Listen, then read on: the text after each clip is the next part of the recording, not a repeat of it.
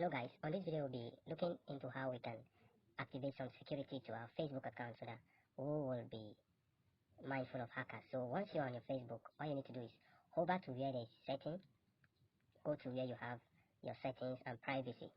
Once you click on settings and privacy, you can see these privacy shortcuts. You click on privacy shortcuts, you can see these are privacy options for you. You can change your password, you can do a lot of things, but for the sake of this video our concentration is going to be on this use two-factor authentication. So you click on it and you see where you'll be activating all your authentication. You can see I have mine turned on. You can see I have security method SMS, I have security method app, and I have other ways to back up my accounts too. So for you that have not turned on your two-factor authentication, you will need to activate your text message. You'll be getting a C text message. You activate it inside your contact so that whenever you want to log into your account, you'll be sent a message to your phone number confirming that it is coming from you before you have access to it. Then the second thing is this authentication app.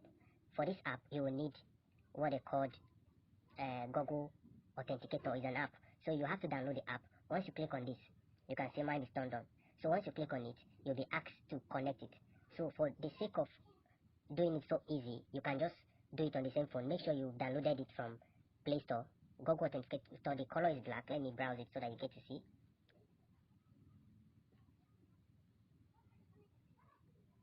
Google Authenticator app. Okay, that's it. You can see this is the app. This very app, Google Authenticator. You can see this green color. That is the app. So once you download the app, you are trying to set your Facebook.